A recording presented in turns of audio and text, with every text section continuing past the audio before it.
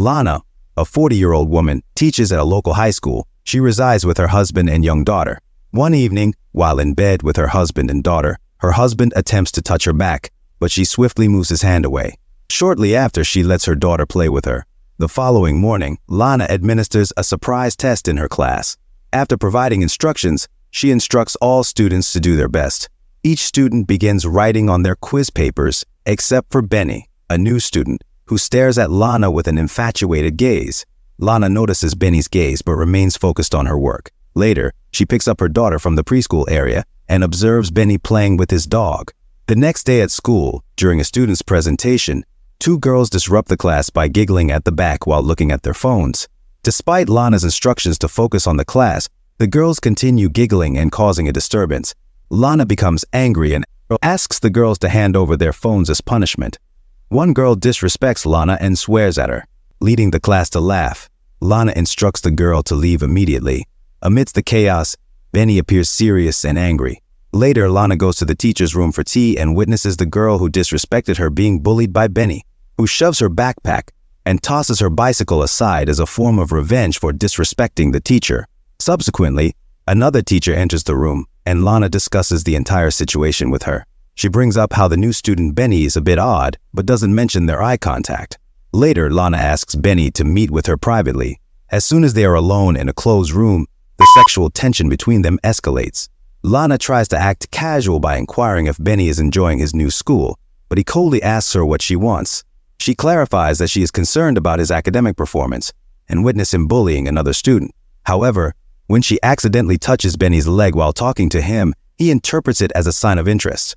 Lana quickly changes the subject by asking if he expects anything from her, but Benny laughs it off. After confirming they are done for the day, Lana leaves the room. Later that evening, Lana is grading her students' exams at home and notices Benny's low scores. This worries her as she wants to help him improve. The following day, Lana teaches her class as usual and notices Benny's bag on the floor as she is about to leave. Curious, she opens it and finds his sweater. Lana takes it out and smells it, raising questions about her feelings towards the 17-year-old student. Suddenly, Benny sneaks up behind her in the restroom and inappropriately touches her. Despite Lana's apparent enjoyment, she tries to stop him, emphasizing that their actions are inappropriate. However, Benny ignores her protests and continues. Just as Lana is about to give in, she steps back and firmly rejects his advances.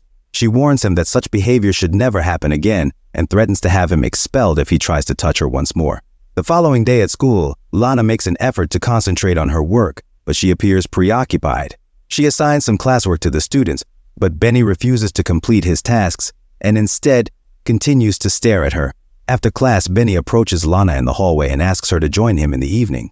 Lana firmly declines, explaining that their previous interaction was a mistake and should not be repeated. As Lana heads to the parking lot, she discovers her car has been vandalized. The door is cracked and the side mirrors are broken. Suspicious, she considers Benny may be seeking revenge for her rejection. Later, Lana picks up her daughter from school and notices a group of boys, one of whom she believes is Benny due to his black hoodie. However, it turns out to be a mere fantasy. Upon returning home, Lana distracts herself by working in the garden. When her husband inquires about the car damage, Lana fabricates a story about hitting a street lamp. Her husband expresses doubt that a lamppost could cause such damage, but Lana insists it did.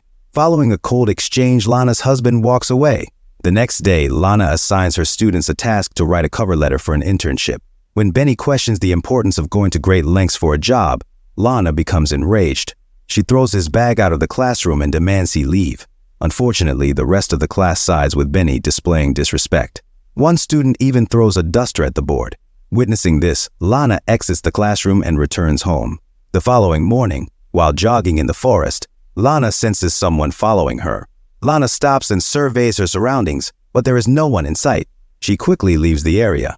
Later, she is reading a storybook when the phone rings, but no one speaks. This continues until she realizes it's Benny trying to mess with her. She goes to school but leaves when she sees Benny.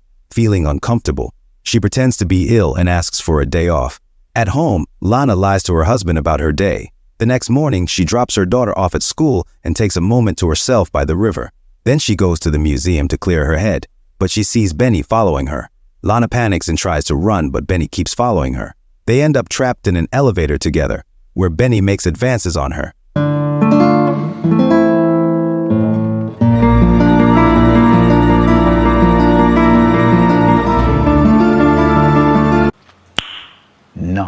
Lana tells her husband about a nightmare she had. Lana becomes very emotional as she recounts her dream, prompting her husband to comfort her. The next morning, Lana goes for her morning jog but makes a stop at the riverside. She throws a rock into the sea and starts planning something. Later, she arrives at the school, but instead of going to class, she sneaks into the head office. There, she steals the upcoming final exam and stuffs it inside Benny's coat, knowing that someone will catch him. While Lana is in the staff room with other teachers, she sees Benny being detained by security outside. He immediately gets kicked out of school for stealing the exam papers, and Lana is super happy to know that he will no longer be an issue in her life.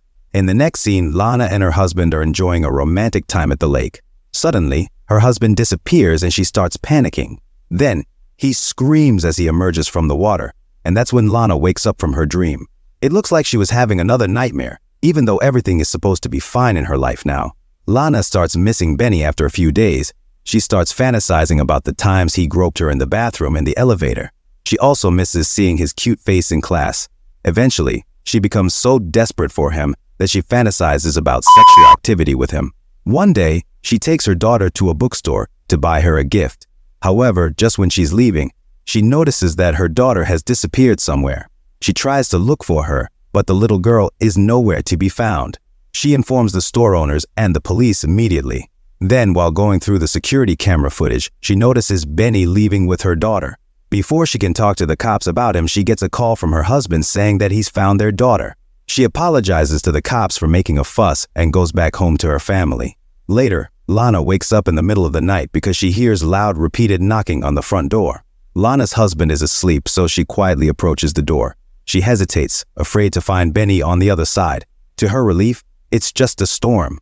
Lana's mind is consumed by sexual fantasies about Benny, making it hard for her to focus on anything else.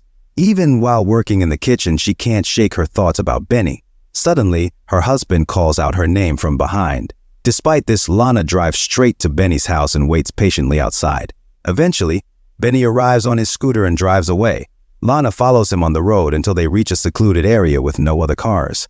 Taking a deep breath, she violently crashes her car into his scooter, causing him to fall to the ground. She continues driving for a bit before stopping her car. In the final scene, she composes herself before stepping out to confront him